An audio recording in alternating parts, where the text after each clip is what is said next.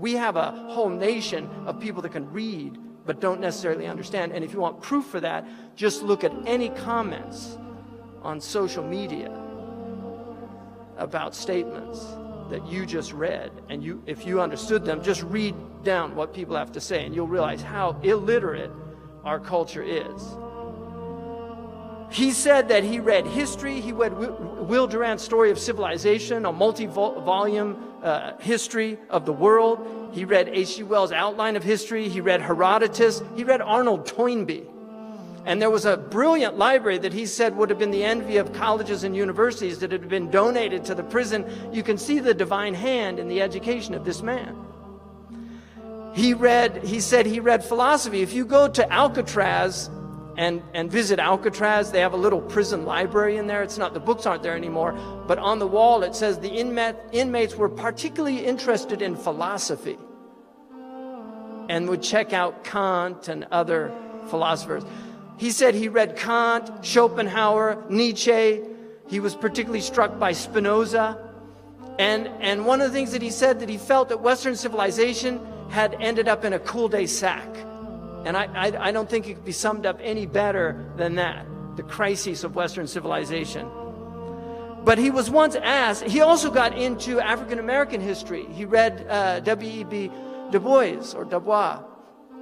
And he read his about the soul of black folks, and also read Carter Woodson's Negro History. He read a 3-volume book on race and sex and race. He also said that he read Mendel's book on genetics several times, particularly passages from it.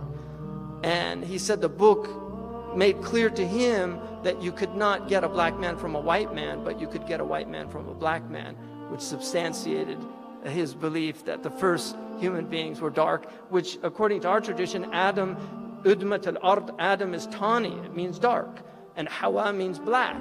So it wouldn't be at all inconsistent with our understanding of the first people, and we now know that they were probably from South Africa. So we're all Africans, right? Tell that to the crackers.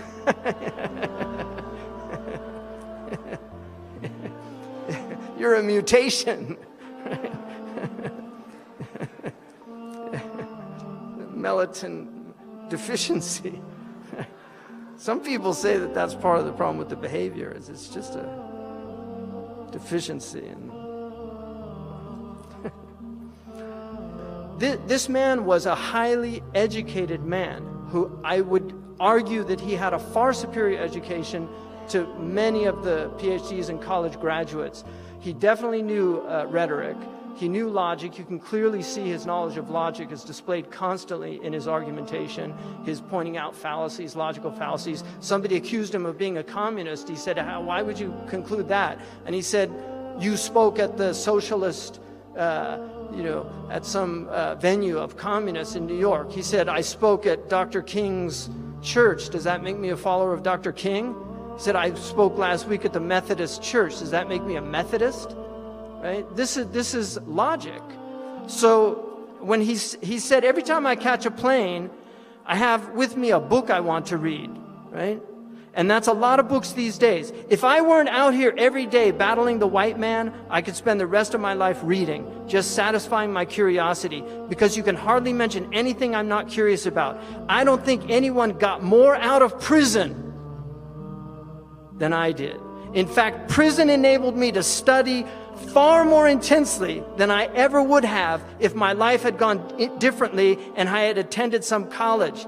I imagine that one of the biggest troubles, listen up Zaytuna students, one of the biggest troubles with colleges is there are too many distractions.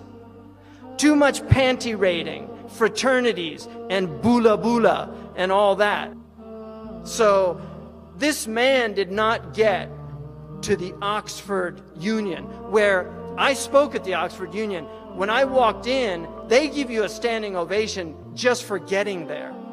You don't even have to give a talk after that. You just wave or something.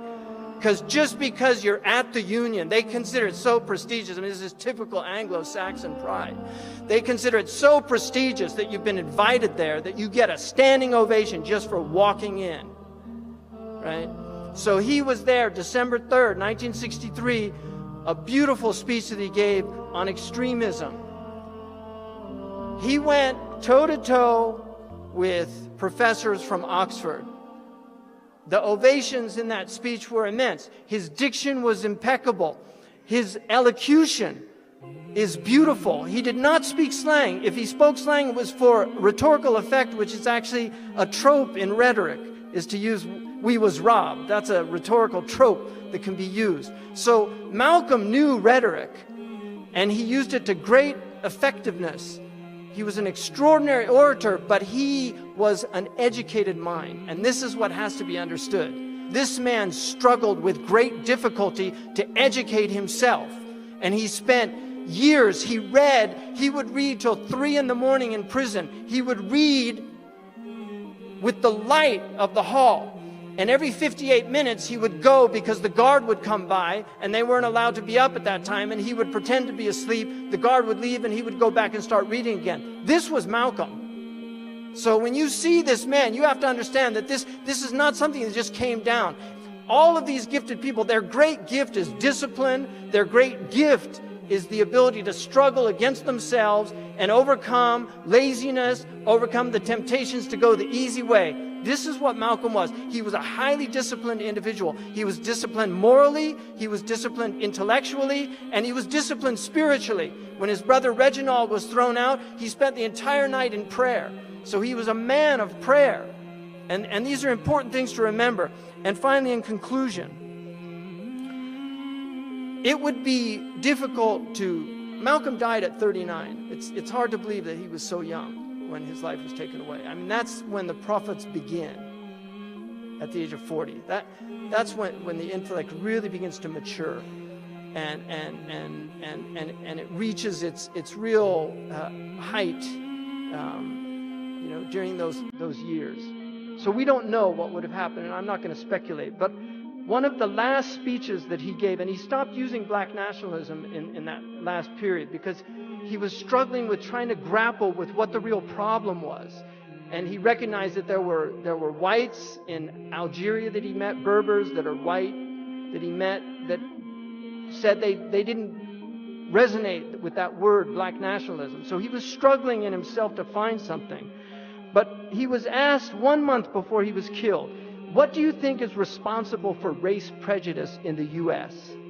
And Malcolm said, ignorance and greed, and a skillfully designed program of miseducation that goes right along with the American system of exploitation and oppression. So it takes education to eliminate it.